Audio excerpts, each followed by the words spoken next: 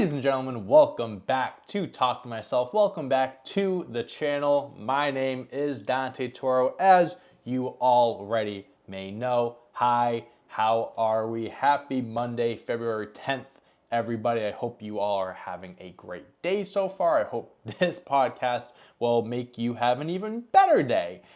We are going to talk about a few things today.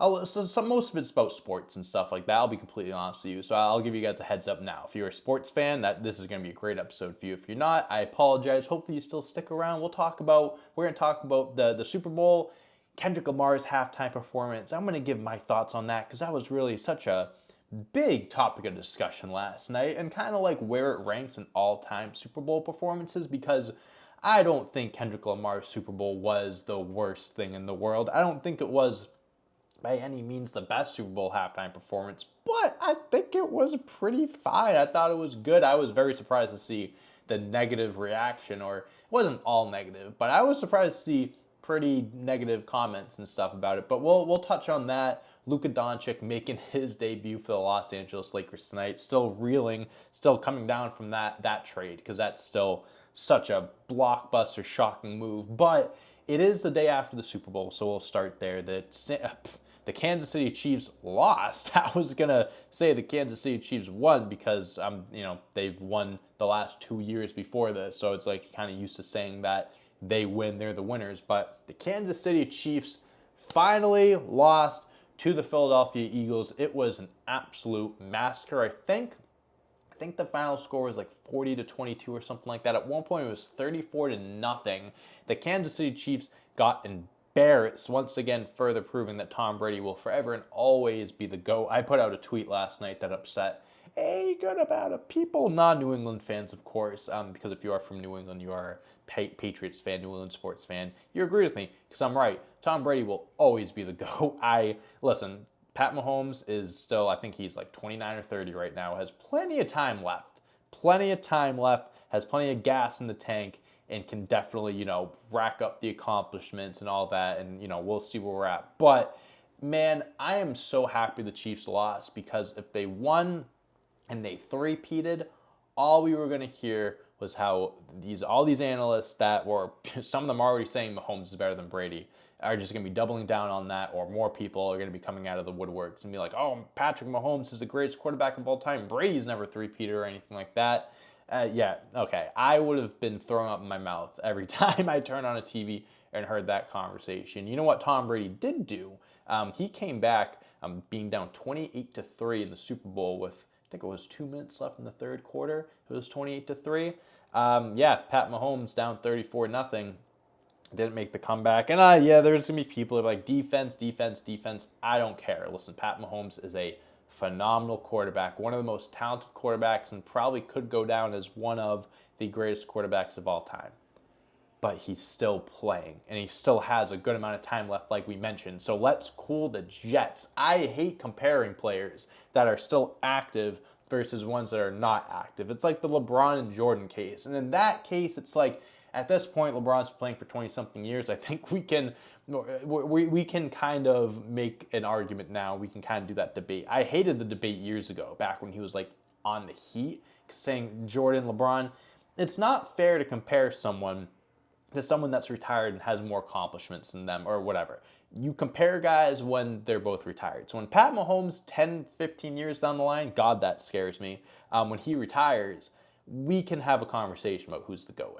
At the end of his career, if he has 7 or 8 championships and he has all these records, whatever, we can, compare the resumes and go from there. But for now, Tom Brady's the GOAT. He has 7 rings. He won 6 in New England, left New England, and won his first one in Tampa Bay without Bill Belichick, proving that, they needed each other. It takes 2 to tango. But Tom Brady may have been a little bit more important than Bill Belichick, and I'm still going to be pissed at New England for letting him go. But that's kind of my thoughts there. I did win some money last night. Shout out Devonta Smith on the Philadelphia Eagles with a 50-yard bomb in the second half, winning me some money. I'm not like happy that Philly won. I'm just more happy that the Chiefs lost. In Philly, I'm not.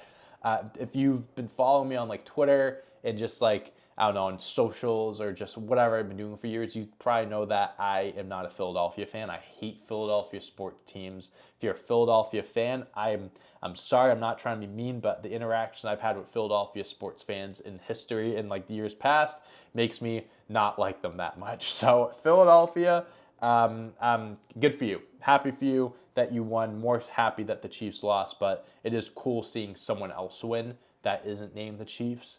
And the Eagles were the better team, without a doubt. If the Chiefs won last night, I think there would have been some ref assistance there. We saw a crazy call at the beginning of the game, and that was really the only crazy call for the Chiefs. So thank God. But Eagles, congrats. We'll see what happens next year. But I want to talk about the halftime performance because this is what people were all riled up about. Obviously, the game was a blowout, so there really wasn't much to talk about there besides shitting on Mahomes and the Chiefs. Kendrick's halftime performance, it wasn't bad. I'm seeing the different opinions online. And first of all, I put out a tweet saying, yo, like this halftime performance is fire. I get like within the first 10 minutes, every reply but maybe one was negative, being like, "What are we watching the same thing? How are you?" Yeah, it's entertaining when it's muted, the TV's muted, and I'm thinking to myself, what are people talking about? I thought it was visually pleasing. I thought the song choice I think is what drove people away. Or I also think this is a generational thing because I also like went on Facebook and saw what people were saying, and like people that are older than me or the generation ahead of me that don't know Kendrick or aren't familiar with Kendrick, of course you're not gonna like it. Of course you're not gonna know what's going on. Kendrick performed, I think, maybe half of his songs were from his new album. I mean, yeah, you're not gonna know him. You're not gonna know many of his, those songs. Could he have performed more popular songs? He could have, but like he had a theme here. He stuck to the overall theme, and I enjoyed it. I mean, I like Kendrick Lamar. I obviously grew up with Kendrick Lamar. I listened to all of his music, especially the last album, and I was a fan of the performance. I will sit here and tell you that I don't think it was the best performance. I don't even know, like, I want to get into all-time, Super Bowl performances. I have a list pulled up of this is Billboard's top 14 halftime performances of all time. And I kind of breezed through it already. And, I agree that Kendrick's halftime performance doesn't stand the test of time and it's not going to be remembered as an all-timer. But by no means was it bad.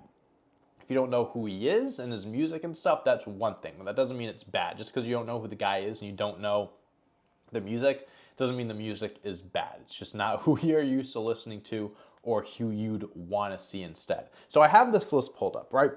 And we have some staples, the Princes, the Michael Jacksons. Those, of course, are gonna stand the test of time. U2 in 2002 is number 2 on this list. I personally have not seen this halftime performance. I was only 3 at this point. I don't think I turned 4 yet, so haven't seen that. Dr. Dre and Friends in 2022. That's Dr. Dre, Eminem, Kendrick Lamar again, Snoop Dogg, and I think it was Mary J. Blige that joined them. Anderson .Paak as well. That was a solid halftime performance. That was very recent too. Beyonce in 2013. Was this the one where she brought out... No, this wasn't the Bruno Mars one, right? No, she brought out Destiny's Child. Kelly Rowland and Michelle Williams came out for Bootylicious. Okay, so yeah, 2013. Bruce Springsteen in 2009. We have Madonna in 2012. The picture they have is her with LMFAO. She was joined by LMFAO, Nicki Minaj, and CeeLo. Oh, I actually do remember that, actually. Yeah, LMFAO. They had Party Rock Anthem and Sexy and I Know It. The biggest, most popular songs around that time, so that makes sense. Lady Gaga in 2017. Yeah, that's fine. This is the one where I think she did the leap off the stage or whatever. I mean, yeah, she's a big name, so I guess. Michael Jackson, 1993. I honestly figured this would be higher. I don't think I've seen it from start to finish. I've seen clips of it online and stuff.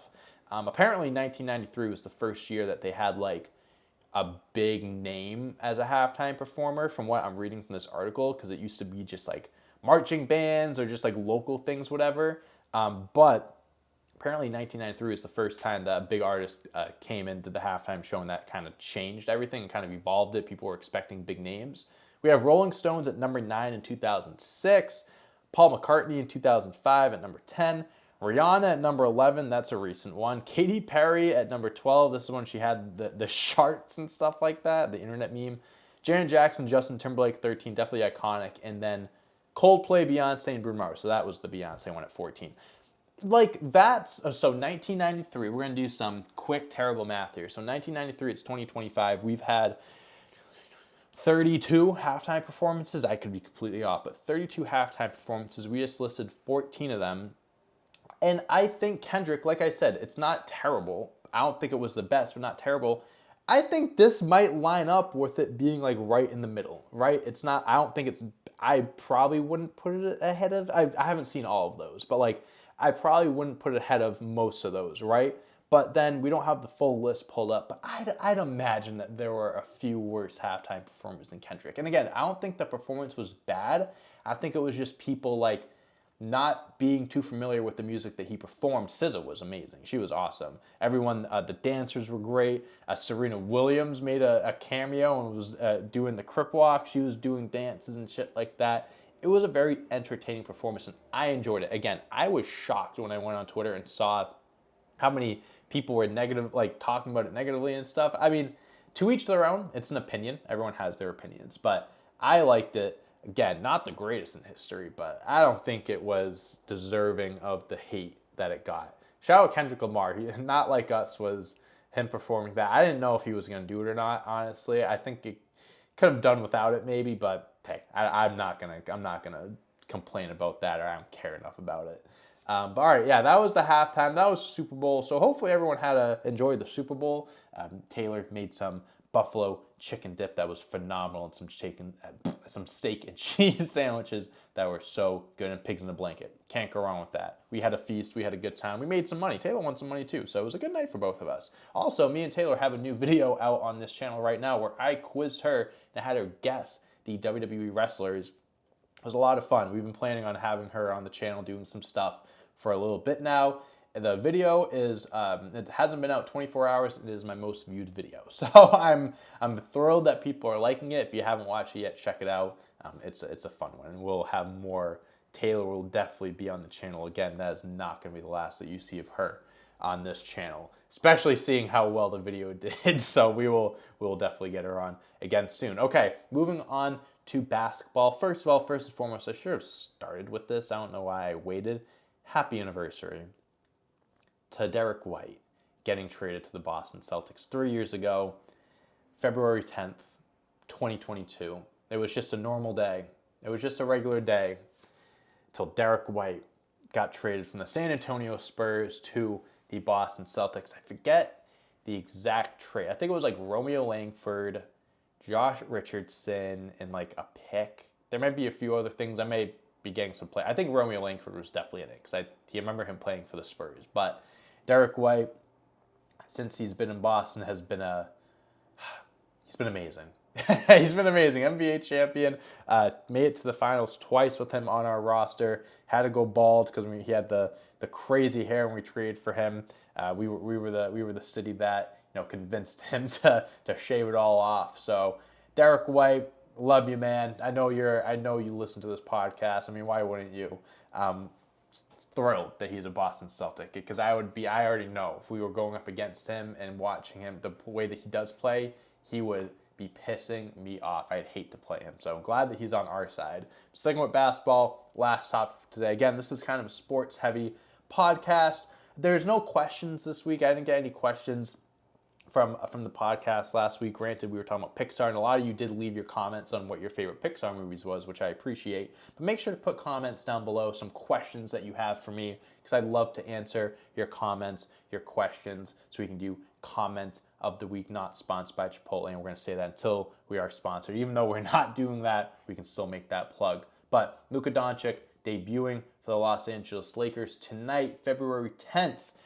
I think he is going to put on a masterclass performance. He said to Rick Carlisle, head coach of the Indiana Pacers, yesterday or 2 days ago, I believe, he was rumored. They didn't know when he was exactly going to make his debut. They thought it was going to be against the Pacers. I think they moved it to primetime television. He didn't actually play. After the game, he said to Rick Carlisle, saying, "You're lucky I didn't play against you guys." He's pissed. he is ready to get on the court and absolutely make a statement. I think he could drop like 40, 50 points tonight. I think LeBron James will be like, you know what, Luka, I'll be the playmaker tonight. I'll get out of your way. I'll let you do your thing. It is going to be a must-see game. They're playing Utah, I believe, like 10 o'clock at night. I probably am going to watch it. They'll probably honestly start when Raw finishes up, because Raw has been like pretty consistently 2.5 hours since they moved to Netflix. So will probably transition nicely into that game. But I think it'll be a must-see game. If you're a basketball fan, I'm sure you're going to be watching. If not, if you're not a basketball fan and stuff like that, I get why people might not be, the biggest fans and, the product and stuff like that. But this was a move that even if you aren't a basketball fan, you've heard about it. Yeah, I think you might understand how much it impacted the league. This is going to be a must-see game. If you're not a basketball fan, I recommend watching it. It's on late, I know. 10 o'clock is kind of tough, but it's going to be a phenomenal game. And on the other side of things, the guy that the Lakers traded Luka for, Anthony Davis, is now out for at least a few weeks, could be a month, with an adductor injury, an adductor strain. I hope the best for the Mavs, because I think they could be really good. But man, if this is a tough time for Anthony Davis to be missing time for the Mavs, because they're right in the thick of things in the playoff race, and now this is a tough time of the year to miss games, because the playoffs is only 2 months away, which is crazy to think about. But it is, so far this trade is like, we've seen Anthony Davis play once for the Mavs, and he did great before he got hurt. But now we get to see Luka, and it's going to take a little bit for us to really conclude who won and lost this trade. I think we can jump to conclusions and say the Lakers won and Dallas lost, but I'm interested to see how Luka's debut tonight, carries on for the rest of the year, and we see how, the Lakers, they play with him and LeBron, because it's going to be a very interesting duo. I think they'll make it work, but we shall see what happens. They made a trade for a center, Mark Williams, in Charlotte, that got rescinded because he failed a physical. That's a mess. So they have Jackson Hayes as their starting center for the rest of the year. God bless them. God bless him. And God bless you guys. I appreciate you guys so much for watching this week. This is a shorter episode of Talking to Myself. I apologize. Not really. I don't know. I didn't really have any big topics or anything like that. We didn't have any comments like we usually do. And usually that, we'd start that around this time too. That takes about, 5-10 minutes, the end of the episode. So make sure you put in your comments this week. If you have any questions, suggestions, whatever it may be, I'd love for you to put that down below so I can answer some questions, some comments next week. Check out all the other videos on this platform, wrestling videos, non-wrestling videos, that quiz I had with Taylor. Make sure to check that out. Like I mentioned, check out all the other Talking to Myself episodes that come out here on YouTube every single Monday and on audio only platforms. 5-star ratings, all that stuff would mean a lot, goes a long way. Appreciate your guys' support as always. I hope you all had a great week leading up to this, and I hope you continue to have a great week. Thank you again for tuning in. I appreciate you all. Love you all. Have a great week. Have a great rest of the Monday. And you'll see me all week. So put on the notification bells so you can check out my videos when they drop. You don't miss a single second. Okay, that's it. See you guys. Bye.